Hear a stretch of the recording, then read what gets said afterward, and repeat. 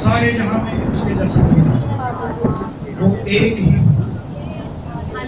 ही प्रभु, आसमान के नीचे पृथ्वी के ऊपर एक ही प्रभु है, यीशु मसीह। वो हमें जिंदा करता है, वो हमें जिंदा करता है, वो हमें जीवन देता है, अनंत जीवन देता है। उसकी दया के लिए धन्यवाद। उसने हमें अनंत जीवन दिया, इसके लिए धन्यवाद। शुक्र करते हैं प्रभु यीशु मसीह आपकी दी हुई आशीषों के लिए, इस अनंत जीवन के लिए, बरकत के लिए, घर परिवारों के लिए, एक अच्छी संगति के लिए धन्यवाद करते हैं प्रभु यीशु मसीह। प्रभु जी, अब जबकि हम आपके वचन की तरफ जा रहे हैं प्रभु जी, प्रभु यीशु मसीह वचन सुनाने वाले भाई को प्रभु जी आपके हाथों में सौंपते हैं। वचन सुनाने वाला कोई इंसान नहीं, बल्कि हम आपकी आवाज सुनना चाहते हैं प्रभु यीशु मसीह।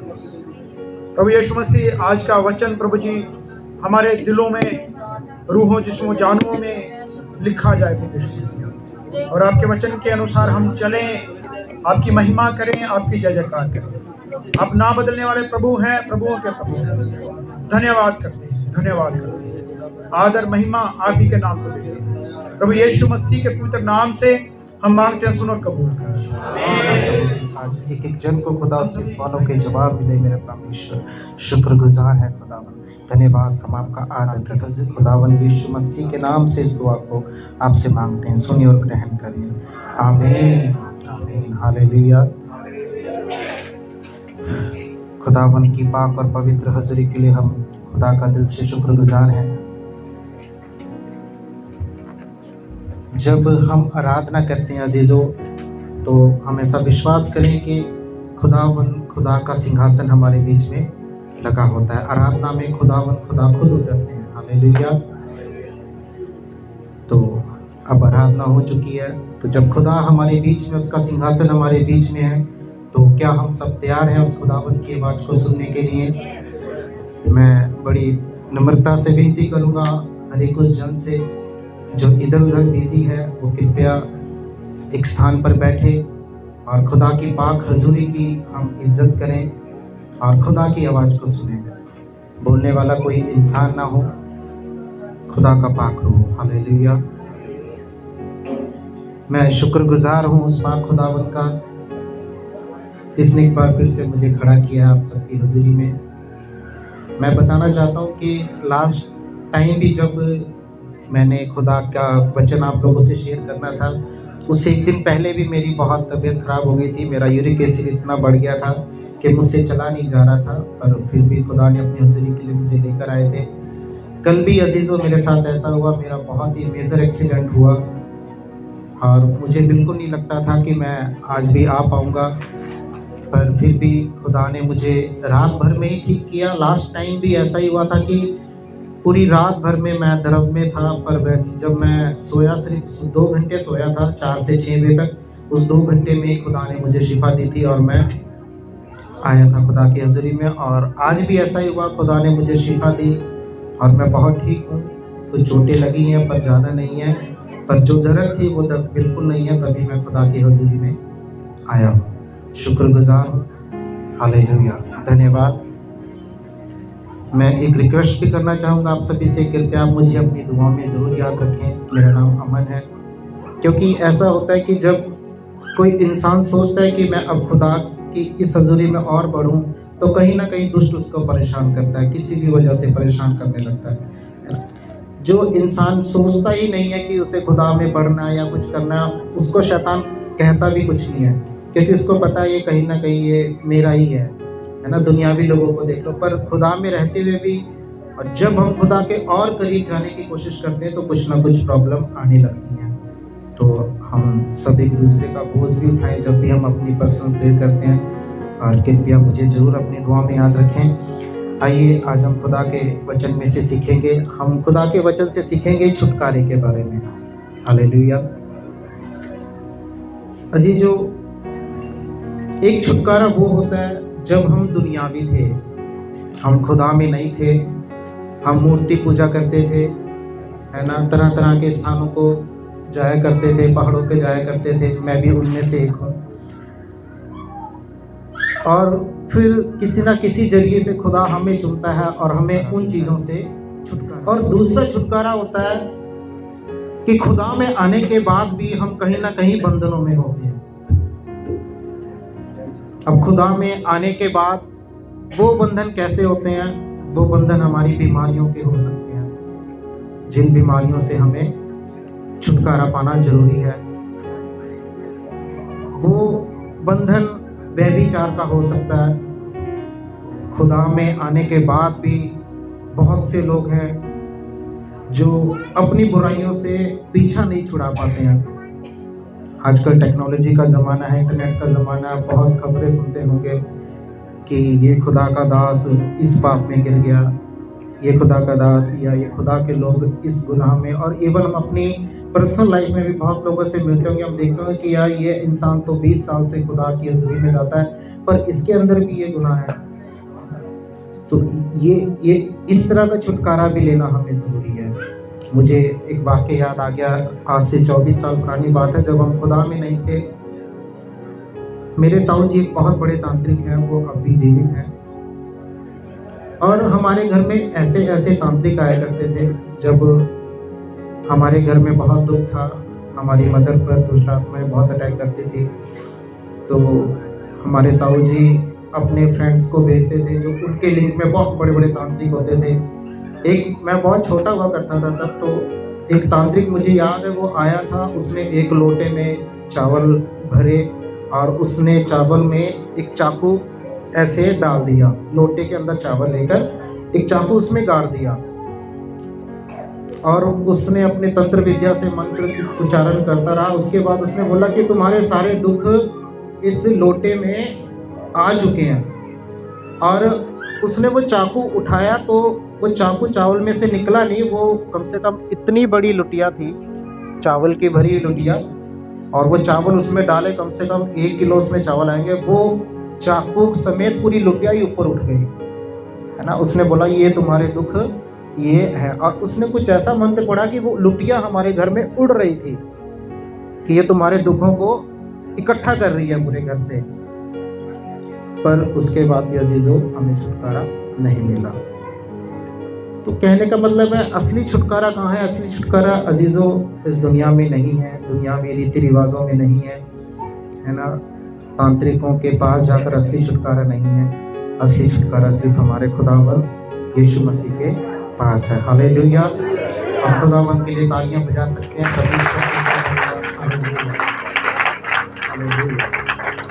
हालेलुया। अब हम में से सबको खुदा ने वो छुटकारा तो दे दिया जो कि खुदा ने हमें दुनिया से अलग कर दिया। अब हम उन रीति रिवाजों में नहीं हैं, पर खुदा में आने के बाद भी हमें फिर भी छुटकारे की ज़रूरत होती है। वो छुटकारा हमारी बुराइयां का हो सकता है, हमें जो बुराइयां हैं। हालेलुया।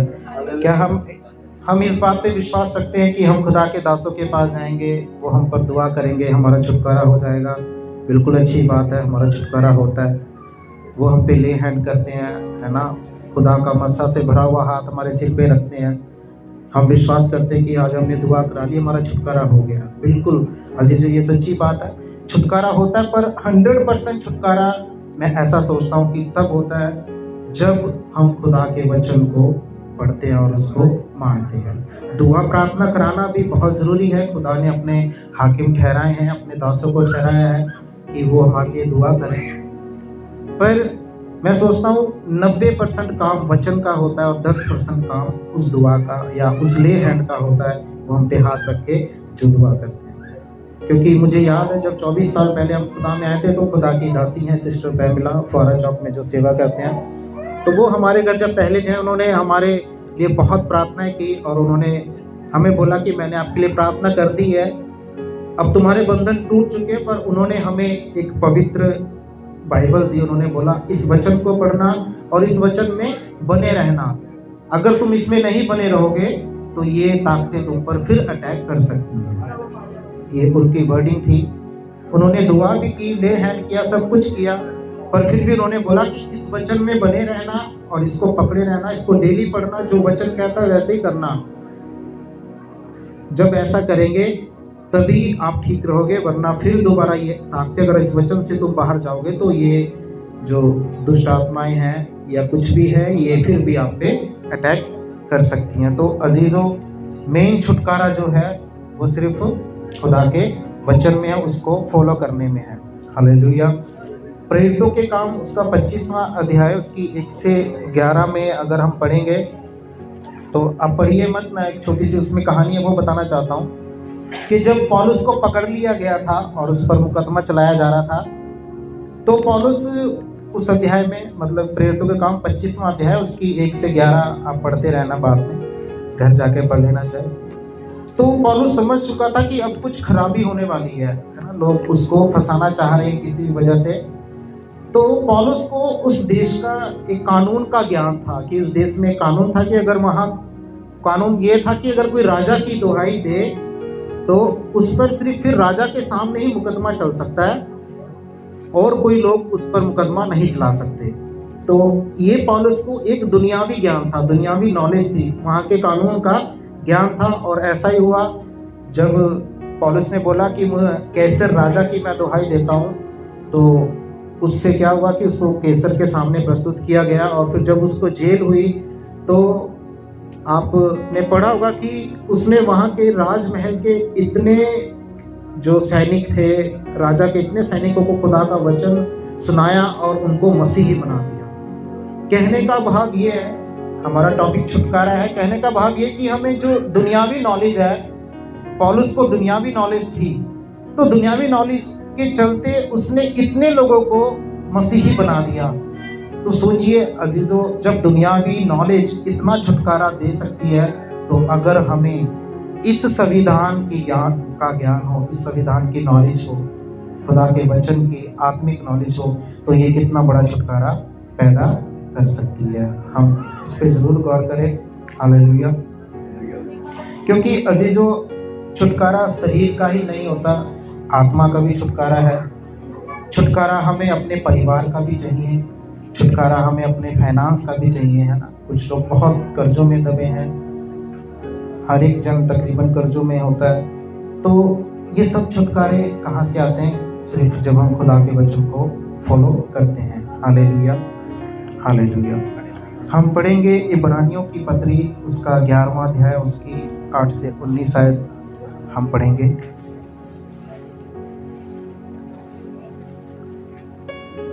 मैं आपके लिए पढ़ता हूँ। यहाँ लिखा है, विश्वास ही से अब्राहम जब बुलाया गया तो आज्ञा मानकर ऐसी जगह निकल गया जिसे मिरास में लेने वाला था, और यह ना जानता था कि मैं किधर जाता हूँ, तो भी निकल गया। अब इस वचन को हम अपने आप पर लेकर जाएं। अगर हमें कोई आवाज़ आए और हमें कहे कि तू अभी अपने परिवार को, अपने देश को छोड़कर निकल जा, तो हम थोड़ी देर के लिए सोचेंगे, मैं भी उसमें हूँ ना, मेरा परिवार है, मेरे बच्चे हैं, मेरा इतना काम काज है, मैं कैसे एकदम निकल जाऊँ। पर इब्राहिम की ज़िंदगी से हमें सबसे पहली बात सीखने को क्या मिलती है कि उसने एकदम खुदा की आज्ञा को माना, और उसने बिल्कुल नहीं सोचा, इवन कि उसने अपनी वाइफ से भी डिस्कस नहीं किया, किसी से डिस्कस नहीं किया, और वो बस ये आवाज़ सुनकर खुदा की, और वो निकल गया। हालेलुया। दूसरी बात ये भी है कि उसने ये भी इंतज़ार नहीं किया कि खुदा जब मुझे वो देश दिखाएगा तब मैं निकलूँगा, कि मुझे जाना किस देश में है ना। उसे ये भी नहीं पता था कि मैं दाएं जाऊं, बाएं जाऊं, आगे जाऊं, पीछे जाऊं, बस वो निकल गया।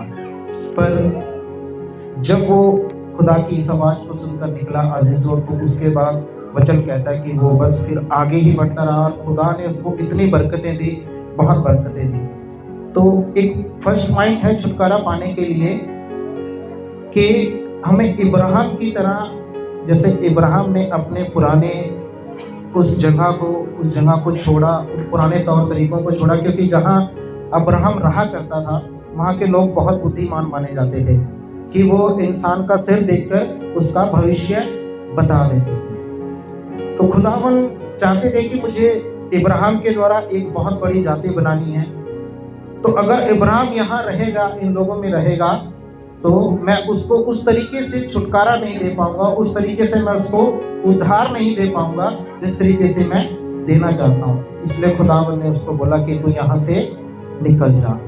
तो पहला पॉइंट है छुटकारा पाने के लिए अजीजों की, हमें अपने पुरानी जिंदगी से दूर निकलना पड़ेगा। खुदा में आने के बाद भी हम सब कलीसिया जाते हैं, दुआएं करते हैं, पर ऐसा मैं सोचता हूँ कि खुदा ये सब करते करते भी कहीं ना कहीं हमारा पुराना मनुष्य तत्व हमारे अंदर काम कर रहा होता है। वो पुराना मनुष्य तत्व हर इंसान का अलग अलग हो सकता है। पुराने मनुष्य तत्व में हर तरह की बुराइयां आती हैं। कुछ लोग सालों साल खुदा में चलते रहते हैं, पर किसी को अगर गुटखा खाने की आदत है तो वो खाता ही रहता है। वो कभी नहीं इससे सोचता कि अब मुझे ये सब मैंने बपतिस्मा ले लिया है ना, ये सब मुझे छोड़ना चाहिए, पर वो उसको नहीं छोड़ पाता है। किसी को धूम्रपान, बीड़ी, सिगरेट पीने की आदत होती है। बहुत लोग ऐसे होते हैं वो खुदा में आने के बाद भी ये सब कंटिन्यू करते हैं। किसी को ड्रिंक करने की आदत होती है, वो खुदा में आने के बाद भी ये सब कंटिन्यू करते हैं, पर इसी कारण से उनका छुटकारा रुका रहता है ना। हम सब अपने अपने जीवन पे गौर करें कि अगर हमारी जिंदगियों में छुटकारा नहीं है तो क्या हमने अपने पुराने मनुष्य तत्व को छोड़ दिया है। जैसे खुदा ने अब्राहम को कहा था कि तू अपने पुराने कुटुंबियों को, रिश्तेदारों को, अपने देश को ही छोड़कर यहाँ से निकल जाए, क्योंकि खुदा उसको एक बहुत बड़ा छुटकारा देना चाहता था। अगर अजीजों आज हम भी उस छुटकारे को पाना चाहते हैं तो हर एक जन अपना सेल्फ एनालाइज करे, अपने अंतरा आत्मा में सोचे कि अगर मेरी ज़िंदगी में छुटकारा नहीं है, फाइनेंस का छुटकारा नहीं है, हम बीमारियों में हैं, हम कर्जों में हैं, तो कहीं ना कहीं हमारे अंदर ये प्रॉब्लम है।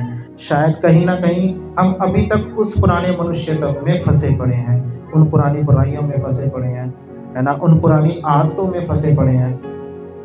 Hallelujah, hallelujah. क्योंकि इंसान अजीजों अपनी अभिलाषाओं में ही फंसकर छुटकारा, अपनी अभिलाषाओं में फंसकर वो बंधनों में फंस जाता है। खुदा कभी किसी को बंधनों में नहीं डालता, कभी नहीं।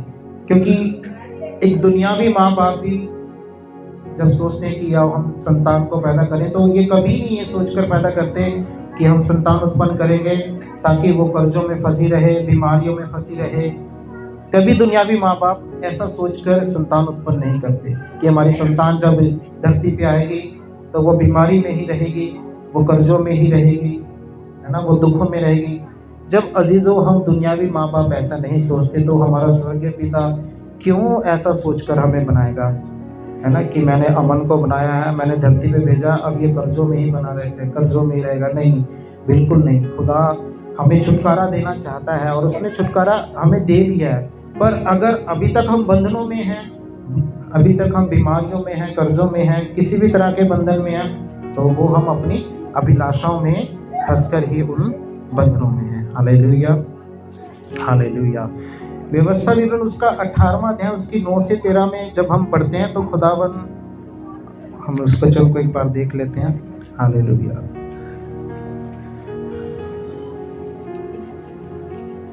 जब तू उस देश में पहुंचे तो तेरा परमेश्वर यहोवा तुझे देता है, तब वहां की जातियों के अनुसार घिनौना काम करना ना सीखना।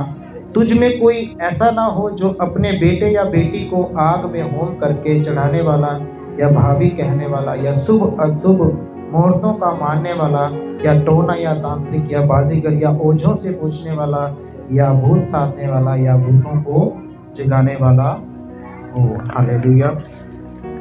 अजीजों, यहाँ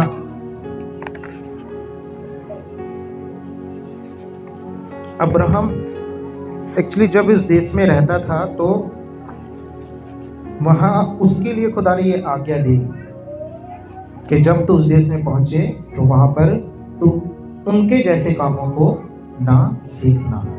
जहाँ हम जाते हैं, रहते हैं, काम करते हैं, वहाँ पे बहुत तरह के लोग हमें मिलते हैं, पर खुदा का वचन हमें आज्ञा देता है कि हमें उनके तरह कामों को हमें नहीं सीखना है। हालेलुया।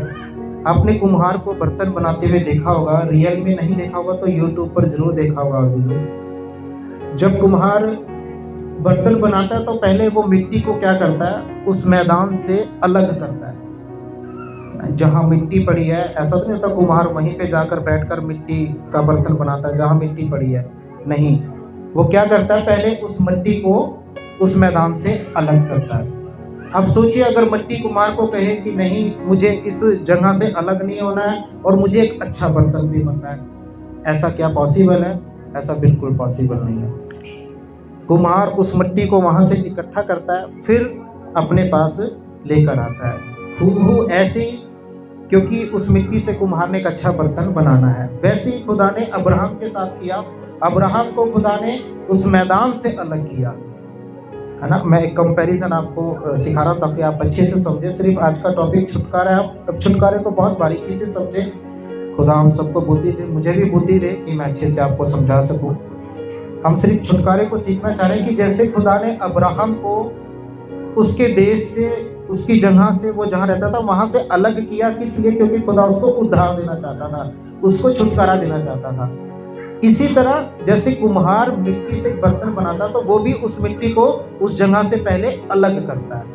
अगर मिट्टी कहे या अब्राहम कहता कि नहीं परमेश्वर तुझे मुझे जो ब्लेसिंग्स देनी है, उधार मुझे देना, यहीं पे दे, तो ऐसा बिल्कुल पॉसिबल नहीं होता, ऐसा बिल्कुल भी संभव नहीं होता। हालेलुया। तो कुम्हार उस मिट्टी को पहले अलग करता है उस मैदान से, उस जगह से जहाँ से वो मिट्टी जुड़ी होती है। ऐसे ही हम अपने जीवनों में गौर करें। अगर हम खुदा से छुटकारा पाना चाहते हैं तो सबसे पहले हमें क्या है, अपने आप को उस जगह से अलग करना पड़ेगा। क्योंकि हर इंसान को पता है कि यहाँ पे रहकर या इन चीज़ों में फंसकर, इन बातों को सोचते हुए मेरा उद्धार नहीं हो पा रहा। हर इंसान को पता होता है मेरा उद्धार कहाँ से रुका है ना। कहते हैं कि हर इंसान को अपनी कमजोरियों का पता होता है कि मैं कहाँ कमजोर हूँ, है ना। अपने आप को अलग करने का मतलब ये नहीं है कि हम अपना जहाँ घर रह रहे हैं, जमीन जायदाद छोड़ दें। अपने आप को अलग करने का मतलब है कि हम उन बुराइयों से अपने आप को अलग करते हैं जिन बुराइयों की वजह से हमारा उद्धार, हमारा छुटकारा रुका हुआ है। हालेलुया। तो फिर कुम्हार क्या करता है, उस मिट्टी के ऊपर पानी डालता है, पानी डालकर उसको गूंथता है, और उस मिट्टी में से फिर क्या करता है, जो रोड़े होते हैं, है ना, कंकर होते हैं, पत्थर होते हैं, वो अलग करता है। इसी तरीके से परमेश्वर भी हमें क्या करता है, पानी से हम खुदा के दास के द्वारा हमें बपतिस्मा मिलता है। फिर उसके बाद परमेश्वर हमारे अंदर से वो जो रोड़े होते हैं, कंकर होते हैं, उनको परमेश्वर अलग करता है। हमारी कमियों को हमसे दूर करता है, अपने वचनों के द्वारा दूर करता है ना। कई बार हमारे ख्वाबों दर्शनों में आके हमें डिलीवर करता है, हमें टच करता है, हमसे बात करता है ना। फिर उसके बाद जब वो मिट्टी का सब कुम्हार वो कंकर सब निकाल देता है, उसके बाद उस मिट्टी को कुम्हार मशीन पर रखता है, बर्तन बनाने वाली मशीन के ऊपर रखता है। फिर क्या करता है, अंदर से उसको स्पोर्ट देता है और बाहर से उसको थपथपाता है ना, उसको मारता है। ऐसे ही परमेश्वर क्या करता है, फिर हमारी ज़िंदगी शुरू होती है, हम खुदा के लिए काम करने निकलते हैं, तो हमें दुनिया भी बहुत प्रॉब्लम फेस करनी पड़ती, पर उसी तरह कुम्हार की तरह परमेश्वर हमें अंदर से सपोर्ट देता है और दुनिया हमें ऊपर से मारती है ना। आप इस चीज़ को समझ लीजिए कि मैं क्या समझाना चाह रहा हूँ, कि जिस तरह कुम्हार बर्तन को बनाता है और अंदर से सपोर्ट देता है, ऊपर से मारता है, ऐसे ही जब हम बपतिस्मा ले लेते हैं और खुदा हमारे अंदर से बुराइयों को निकालता है और हम जब दुनिया में चलते हैं तो हमें बहुत मुश्किलों का सामना करना पड़ता है। तो उन मुश्किलों में खुदा हमें अंदर से सपोर्ट देता रहता है ना। और ऊपर से हमारी दुनियावी हम पे प्रेशर पड़ते हैं, बहुत खिलाफत होती है। कई बार अपना ही परिवार के लोग हमारी खिलाफत करते हैं, है ना, दुनिया के लोग खिलाफत करते हैं, तुमने कौन सा धर्म चुन लिया है। मैं आपको बताना चाहूँगा, मेरे गांव में है, मेरे ताऊ जी के बेटे, जो ताऊ जी मेरे तांत्रिक है, उनके बड़े बेटे वो वकील है। तो उनका मुझे फ़ोन आया, क्योंकि वो उधर यूपी में रहते हैं। यूपी में मसीहत का बहुत विरोध किया जाता है। उनका मुझे फ़ोन आया क्योंकि मैं फेसबुक पर मसीह का बहुत प्रचार डालता रहता हूँ, है ना। वो मुझे कहता कि तू ये सब मत किया कर, क्योंकि सरकार बहुत चौकन्नी हो गई है ना। यूपी में कहता यहाँ पे हर संडे एक पास्टर को जेल होती है। आप यूपी के पास्टर्स के लिए भी जरूर प्रार्थनाएं किया करें अजीजों, वहाँ पे बहुत बुरा हाल है। वो मुझे बता रहे थे कि कुछ पास्टर्स की फाइल उसने ही फाइल की थी जिनको जेल हुई है। वो कहता मैं झूठ नहीं कह रहा हूँ भाई, तुम खुदा को मानते हो, तुम मानो, पर तुम ऐसे पब्लिकली शो मत किया करो कि तुम यीशु मसीह को मानते हो, कि मैं तुम्हारा भाई, इसलिए तुम्हें समझा रहा, क्योंकि सरकार अब बहुत चुकन्नी हो गई है ना, और लोग जेल जा रहे हैं और आगे आगे जाके माहौल बहुत। तो मैंने उनसे बहुत प्यार से उनसे बात की कि भाई जो सरकार या दुनिया देखती है वो सच्चाई नहीं है, या जो मीडिया दिखाता है यूट्यूब पर या न्यूज़ पर, वो सच्चाई नहीं है। सच्चाई वो है जो तुम उन लोगों के पास जाकर पूछो जो खुदा को मानते हैं, पर्सनल जाकर उनकी गवाही को रिकॉर्ड करो, उनके घर में जाके पूछो कि वो खुदा को मानते क्यों हैं। आप लोग तो सिर्फ जो दिखाया जा रहा है तुम उस पर बिलीव करते हैं और सरकार भी उसी पे बिलीव करती है जो दिखाया जा रहा है। मैंने कहा जो दिखाया जा रहा है वो सच नहीं है। तो मैंने उनको ऐसे ही समझाया कि भाई हम भी 24 साल से प्रभु यीशु मसीह में हैं, कोई हमसे आकर पूछे कि क्या हमें किसी पास्टर ने हमें लाखों रुपए दिए हैं कि अपना धर्म छोड़ दो, है ना, या हमने धर्म परिवर्तन किया, वो तो हम बताएंगे। तो मैंने उनको ऐसे समझाया। चलो एनी हाउ, बात क्या चली थी, हम टॉपिक पर आते हैं। तो इस तरह से मतलब बात ये थी कि ये संसारिक चीज़ें हमें ऊपर से ठोकती, हम पे प्रेशर डालती है, पर परमेश्वर कुम्हार की तरह हमें अंदर से सपोर्ट देता रहता है। हालेलुया। और उसके बाद फिर जो बर्तन बनकर उसके बाद जब बर्तन की शेप बिल्कुल बन जाती है, फिर कुम्हार उस बर्तन को कहाँ रखता है? आग में। वो आग में इसलिए रखता है ताकि वो और मजबूत हो जाए और पक्का हो जाए। और इसी तरह परमेश्वर हमें आग में कैसे रखता है? परमेश्वर हमें परख में डाल देता है। हमारी फिर परीक्षाओं का दौर शुरू हो जाता है, फिर हम परीक्षाओं से गुजरने लगते हैं। और जब वो बर्तन आग में से निकल के बाहर आता है तो वो इतना मजबूत होता है और वो इतना सुंदर होता है कि लोग उसको मुंह को लगाते हैं। एक बर्तन होते हैं जो नाश होने के लिए बने हैं, और एक बर्तन कौन से हैं? वचन कहता है जो मुंह को लगते हैं ना, उनसे हम खाते हैं और पीते हैं। तो इसी तरह अजीजों, जब परमेश्वर हमें परखता है, परीक्षाओं में डालता है और हम परीक्षाओं में खरे निकलते हैं, तो हम भी वो मन भावते हुए बर्तन बनते हैं जिन्हें परमेश्वर अपने मुंह को लगाता है। हालेलुया। तो अजीजों, हम ऐसा बर्तन बने, और ऐसा बर्तन बनने के लिए क्या करना पड़ा? मिट्टी को क्या करना पड़ा? मिट्टी को एक कुर्बानी देनी पड़ी, है ना। इंसान जहाँ रहता है उसकी एक अटैचमेंट होती है उस जगह से। मिट्टी को अटैचमेंट थी उस ग्राउंड से, तो उस मिट्टी को वो बर्तन बनने के लिए जो मुंह को लगे, क्या करना पड़ा? उसे एक अपनी कुर्बानी देनी पड़ी, उसे उस जगह को छोड़ना पड़ा, है ना। उसको चोट खानी पड़ी, ऊपर से कुम्हार चोट मार रहा था, उसको आग में जलना भी पड़ा। हालेलुया। उसको क्या करना पड़ा? एक कुर्बानी देनी पड़ी। एक बात हमेशा याद रखें कि अगर हम छुटकारा पाना चाहते हैं, हर छुटकारे के लिए हमें एक कुर्बानी देनी पड़ेगी। बिना कुर्बानी के हम छुटकारे को नहीं पा सकते। वो कुर्बानी किसी तरह की हो सकती है, अपने वक्त की कुर्बानी हो सकती है, हमारी इच्छाओं की कुर्बानी हो सकती है, हमें ये अच्छा लगता है, हमें ये अच्छा नहीं लगता, है ना। हमें उस कुर्बानी को, छुटकारे के लिए हमें कुर्बानी को देना ही पड़ेगा। अगर आज भारत आज़ाद है तो लाखों लोगों ने, हज़ारों लोगों ने कुर्बानी दी है। अगर आज हम इस जगह पर बिल्कुल सुरक्षा से बैठे हैं तो आज भी बॉर्डर पर बहुत कुर्बानी है ना। तो मतलब मैं दुनियावी चीज़ को और आत्मिक चीज़ों को, दोनों को साइड लेके समझाना चाह रहा हूँ आपको। तो अजीज़ों, इसी तरह अगर हम आत्मिक छुटकारा चाहते हैं तो हमें कुर्बानियाँ देनी पड़ेगी। हम सोचे कि हम अपने पुराने मनुष्य तत्व को भी संभाल कर रखें, है ना। पुराने मनुष्य तत्व में हम उन बुराइयों में भी पड़े रहें। बात अजीज़ों पता क्या है कि इंसान समझ ही नहीं पाता है कि मुझ में कुछ कमी है या मुझ में कुछ बुराई है। मेन बात यही है। जिस दिन इंसान समझ जाए कि हाँ, मुझ में कोई कमी है या मुझ में कुछ बुराई है, तो मैं कहता हूँ वो असली छुटकारा उस दिन पा लेगा। हम सिर्फ अपने आप को देखें। खुश रहने का एक सबसे बड़ा मूल मंत्र पता क्या है? हम ये बिल्कुल सोचना छोड़ दें कि कौन क्या कर रहा है, कैसे कर रहा है, क्यों कर रहा है और किसके लिए कर रहा है। हम ये सब सोचना छोड़ दें। जिस दिन हम ये सब सोचना छोड़ देंगे ना, क्योंकि प्रॉब्लम हमें कब आती है? जब हम दूसरे की लाइफ में इंटरफेयर करते हैं। जब हम अपने आप तक सीमित है ना, मतलब जब जॉइंट फैमिलीज होती हैं, बहुत बड़े बड़े परिवार होते हैं, जॉइंट फैमिलीज होती हैं, तो वहाँ पे ज़्यादा ये प्रॉब्लम होती है ना। देवरानी जेठानियों की नहीं बनती आपस में, कई बार सास और बहू की नहीं बनती है। पर ये सब दुनियावी लोगों में हो तो अच्छी बात है, पर मैं मसीहत में भी इन चीज़ों को देखता हूँ तो मुझे बहुत अफसोस होता है कि हम कौन से खुदा को मानते हैं ना, हम कौन से वचन को पढ़ते हैं, है ना। कई बार क्या होता है अजीज़ों, ठीक है, एक हस्बैंड वाइफ भी होते हैं।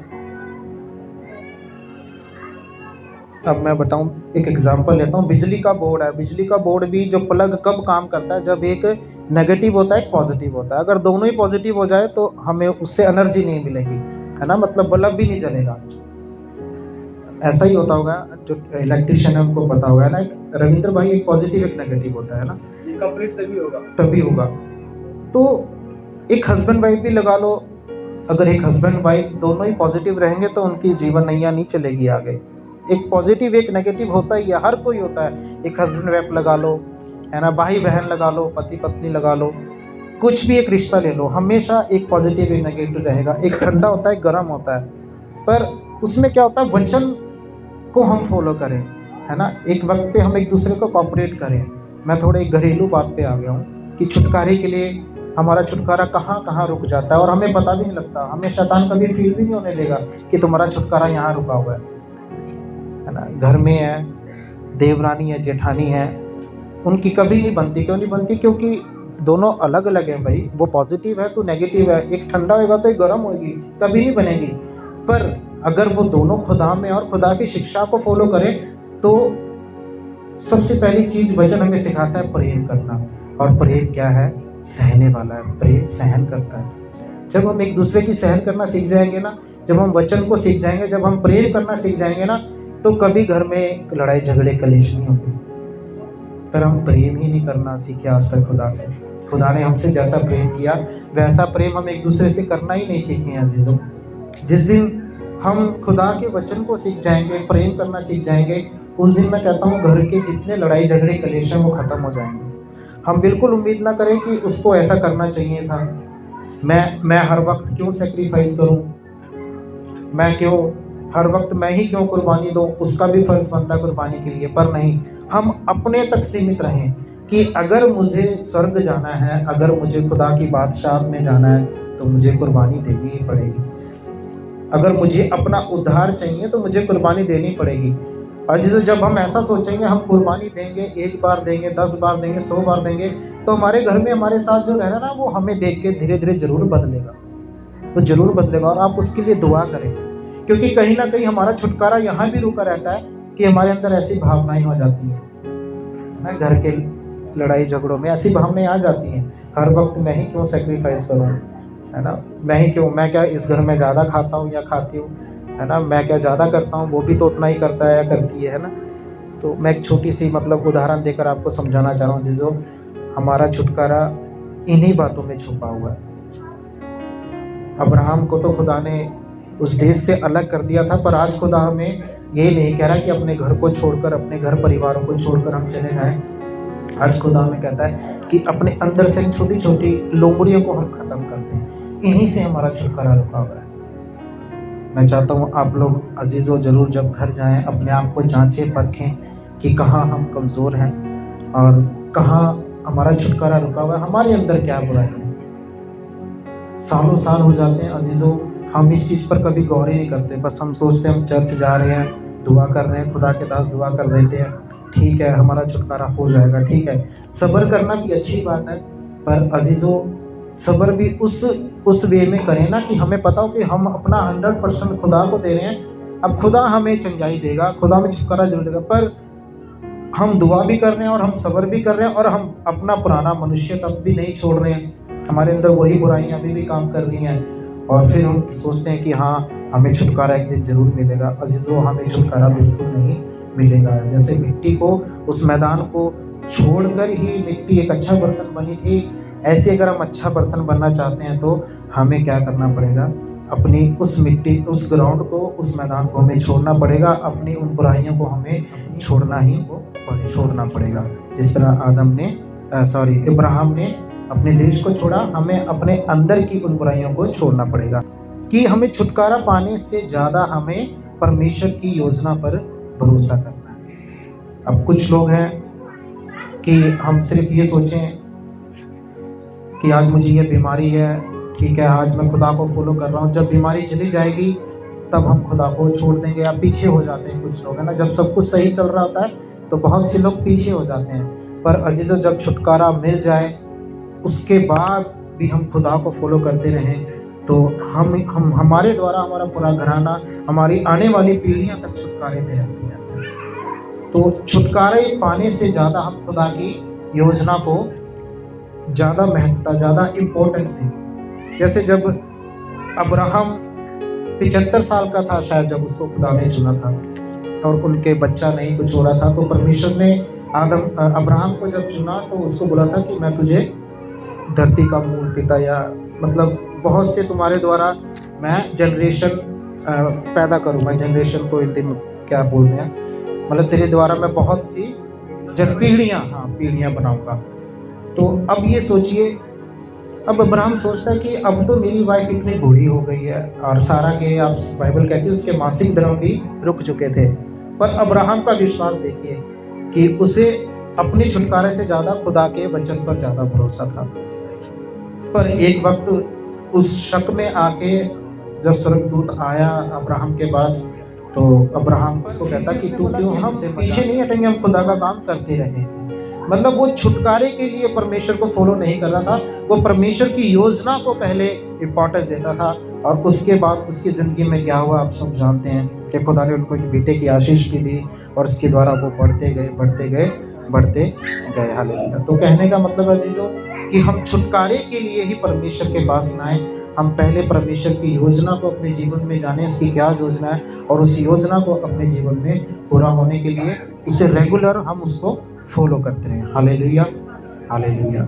मुझे विश्वास है कि खुदा ने आप सबसे जो बात की, आपने उस चीज़ को समझा है।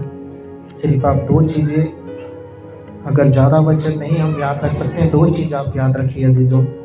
छुटकारा पाने के लिए सबसे पहले हमें, जहाँ इस वक्त हम हैं वहाँ से अपने आप को हमें अलग करना पड़ेगा। अलग करने का मतलब अपनी उन बुराइयों को जो आज तक हम नहीं छोड़ पाए, उसको हम छोड़ें। अगर हम छुटकारा चाहते हैं, अपना छुटकारा चाहते हैं, अपने बच्चों का छुटकारा चाहते हैं, है ना, अपने कर्जों से छुटकारा चाहते हैं, तो पहला पॉइंट है हमें अपने अंदर से बुराइयों को खत्म करना है। और दूसरा पॉइंट है कि हमें सिर्फ छुटकारे के लिए ही परमेश्वर के पास नहीं आना है, बल्कि उसकी योजना को हमें देखना है और उसके वचन को हमने देखना है। मतलब सबसे पहले इंपॉर्टेंस हमें खुदा और खुदा के वचन को देनी है। तो छुटकारा वो हमें जरूर छुटकारा देगा, क्योंकि वो हमारा स्वर्गीय पिता है। जब हम दुनियावी माँ बाप अपने बच्चों को दुख में नहीं दे सकते, तो खुदा भी हमें दुख में नहीं देख सकता। हालेलुया। आइए सब अपनी आंखें बंद करेंगे। हालेलुया। शुक्रगुजार है मेरे खुदावन, धन्यवाद करते हैं मेरे प्रभु जी। शुक्रगुजार पिता की हजूरी के लिए प्रभु जी। खुदावन आपने अपनी हजूरी में पिता परमेश्वर हम सब बच्चों से जो बातें की, खुदा धन्यवाद करते हैं पिता। आपने हमें सिखाया खुदा कि हम छुटकारे को कैसे पा सकते हैं पिता। हाँ परमेश्वर, अगर आज हम में से कोई है खुदावन जी जो आज तक छुटकारे को नहीं पा सका प्रभु जी आप में चलते हुए प्रभु जी सालों साल हो गए पिता, पर खुदावन अभी तक अपने पुराने मनुष्य तत्व को नहीं छोड़ पाया मेरे परमेश्वर खुदा। आज खुदावन परमेश्वर तू दया कर दे खुदावन, तू रहम कर दे पिता एक जन पर पिता। आज प्रभु जी हम तौबा करते हैं पिता परमेश्वर, अपनी बुराइयों से मेरे खुदावंद, अपने उन गुनाहों से प्रभु जी, उस गंदी सोच से मेरे खुदावंद पिता परमेश्वर हम तौबा करते हैं खुदावंद जी। आज हम सब पर रहम कर दे खुदावंद जी, और प्रभु जी एक नया छुटकारा तो आज हम में से प्रत्येक को दे मेरे परमेश्वर। यहाँ बैठा है कि जन खुदावंद जी आपका बच्चा है पिता परमेश्वर, हम आपके बच्चे खुदा, हम में से प्रत्येक पर प्रभु जी वो छुटकारे का आत्मा उंडेल दे खुदावंद। आज प्रभु जी हर एक जन खुदा छुटकारे को लेकर जाए खुदा। जब हम घर जाए खुदा, ये वचन पिता हमारे अंदर काम करे मेरे परमेश्वर, और हम अपने आप को जांचें कि हमें कहाँ कमियां, कहाँ बुराइयां खुदा बची, कहाँ परमेश्वर। दूसरे को सुधारने से पहले खुदा हम खुद को जांचें, खुद को सुधारें मेरे परमेश्वर, और खुदा वो छुटकारे को पाने खुदा जो आप हमें देना चाहते हैं। शुक्रगुजार है खुदा बच्ची, आपकी हजूरी के लिए हम आपका धन्यवाद करते हैं पिता, आपका आदर करते हैं पिता। आपका सिंहासन हमारे बीच में लगा खुदा, हम आपको प्रभु जी नमन करते हैं खुदा, आपको सजदा करते हैं पिता, शुक्र करते हैं प्रभु जी। आए हुए के जन को पिता प्रभु जी तो बड़ी आशीष और बरकत देना, धन्यवाद करते हैं। शुक्र है पिता, आपने हमारी दुआ को सुना और कबूल किया। प्रभु यीशु के नाम से हम इस दुआ को आपसे मांगते हैं, आमीन आमीन। हालेलुया। वचन के लिए हम धन्यवाद करें, तालियां बजाएंगे।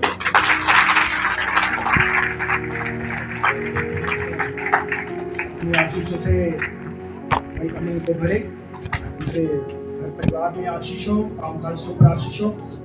और अभी इन्होंने बताया कि कल एक्सीडेंट हो गया, हमें पता ही नहीं। तो प्रार्थना में याद रखें, जो चोट लगी है प्रभु यीशु मसीह चंगा करे। तो अभी वचन में एक बात जो नोट की, कोई ना कोई नोट करता है ना, मैंने कुछ नोट किया। वो क्या नोट किया कि हम जो है हाथी पर ध्यान लगाते हैं और लोमड़ियां खेत बर्बाद कर देती हैं। समझे? जी जी बिल्कुल। तो लोमड़ियों के ऊपर भी हमें ध्यान लगाना है।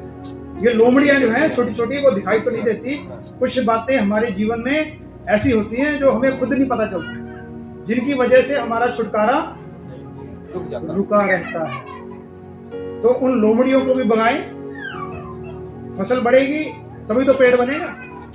तो लोमड़ी को हटाएंगे तभी पेड़ बनेगा, फल आएंगे, प्रभु की महिमा होगी। धन्यवाद यीशु का। आइए हम प्रार्थना करें। 2 बजे हमने संगति समाप्त करनी थी, लेकिन प्रभु का धन्यवाद हो 15 मिनट हम और बैठे हैं। धन्यवाद है, ये एक चंगी गल है कि ਅਸੀਂ ਪ੍ਰਭੂ ਦੀ ਹਜ਼ੂਰੀ 'ਚ 15 ਮਿੰਟ ਹੋਰ ਬਹਿ ਗਏ। ਧੰਨਵਾਦ ਯਿਸੂ ਦਾ। ਆਓ ਜੀ ਪ੍ਰਾਰਥਨਾ ਕਰਦੇ ਹਾਂ। ਸਰਵ ਸ਼ਕਤੀਮਾਨ ਪ੍ਰਭੂ ਯਿਸੂ, ਤੇਰੀ ਮਹਿਮਾ ਜੈ ਜੈਕਾਰ ਕਰਦੇ ਹਾਂ, ਤੇਰੀ ਵਡਿਆਈ ਕਰਦੇ ਹਾਂ, ਤੇਰੇ ਨਾਮ ਨੂੰ ਉੱਚਾ ਕਰਦੇ ਹਾਂ। ਅੱਜ ਦੇ ਦਿਨ ਸਮੇਂ ਦੇ ਲਈ ਧੰਨਵਾਦ ਕਰਦੇ ਹਾਂ ਪ੍ਰਭੂ ਜੀ। ਤੁਸੀਂ ਸਾਨੂੰ ਸਭ ਨੂੰ ਇੱਥੇ ਇਕੱਠਾ ਕੀਤਾ ਕਿ ਤੇਰੇ ਵਚਨ ਦੇ ਵਿੱਚੋਂ ਸੁਣ ਸਕੀਏ ਔਰ ਮੇਰੇ ਪਰਮੇਸ਼ਵਰ ਜੀ ਤੁਹਾਡੇ ਗੀਤ ਭਜਨ, ਤੁਹਾਡੀ ਮਹਿਮਾ ਕਰ ਸਕੀਏ। ਧੰਨਵਾਦ ਕਰਦੇ ਹਾਂ ਜੋ ਤੇਰੇ ਬੱਚੇ ਪ੍ਰਭੂ ਜੀ ਦੂਰੋਂ ਨਜ਼ਦੀਕ ਤੋਂ ਪ੍ਰਭੂ ਜੀ ਇਸ ਜਗ੍ਹਾ ਤੇ ਆਏ ਨੇ ਪ੍ਰਭੂ ਜੀ। ਅਸੀਂ ਵਿਸ਼ਵਾਸ ਕਰਦੇ ਹਾਂ ਪ੍ਰਭੂ ਜੀ ਉਹ ਛੁਟਕਾਰਾ ਪਾ ਕੇ ਜਾਣਗੇ ਪ੍ਰਭੂ ਯਿਸੂ। ਪ੍ਰਭੂ ਜੀ ਉਹਨਾਂ ਦੇ ਅੰਗ ਸੰਗ ਹੋਣਾ, ਉਹਨਾਂ ਦੇ ਨਾਲ ਤੁਸੀਂ ਉਹਨਾਂ ਦੇ ਘਰਾਂ 'ਚ ਜਾਣਾ, ਉਹਨਾਂ ਦੇ ਪਰਿਵਾਰਾਂ ਦੇ ਵਿੱਚ ਤੁਹਾਡਾ ਪਵਿੱਤਰ ਆਤਮਾ ਹੋਵੇ ਪ੍ਰਭੂ ਜੀ, ਤੁਹਾਡੀ ਅਗਵਾਈ ਹੋਵੇ, ਤੁਹਾਡੇ ਲਹੂ ਦੀ ਬਾੜ ਹੋਵੇ ਪ੍ਰਭੂ ਜੀ। ਉਹਨਾਂ ਦੇ ਕੰਮਾਂ ਕਾਰਾਂ ਉੱਤੇ ਤੁਹਾਡੀ ਆਸ਼ੀਸ਼ ਹੋਵੇ, ਬਰਕਤ ਹੋਵੇ।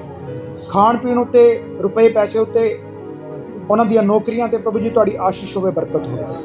ਆਉਣ ਜਾਣ ਦੇ ਵਿੱਚ ਤੁਹਾਡਾ ਪਵਿੱਤਰ ਆਤਮਾ ਅਗਵਾਈ ਕਰੇ।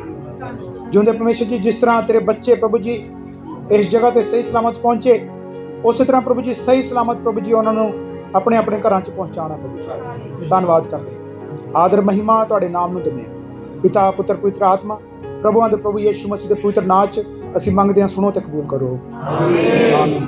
ਹੁਣ ਸਾਡੇ ਪਰਮੇਸ਼ਰ ਦਾ ਪ੍ਰੇਮ, ਪ੍ਰਭੂ ਯਿਸੂ ਮਸੀਹ ਦਾ ਅਨੁਗ੍ਰਹਿ, ਪਵਿੱਤਰ ਆਤਮਾ ਦੀ ਸੰਗਤ ਹਮੇਸ਼ਾ ਤੱਕ ਸਾਡੇ ਸਾਰਿਆਂ ਦੇ ਨਾਲ ਪ੍ਰਭੂ ਯਿਸੂ ਮਸੀਹ ਦੂਸਰੀ ਆਮਦ ਤੱਕ ਹੁੰਦੀ ਰਹੇ।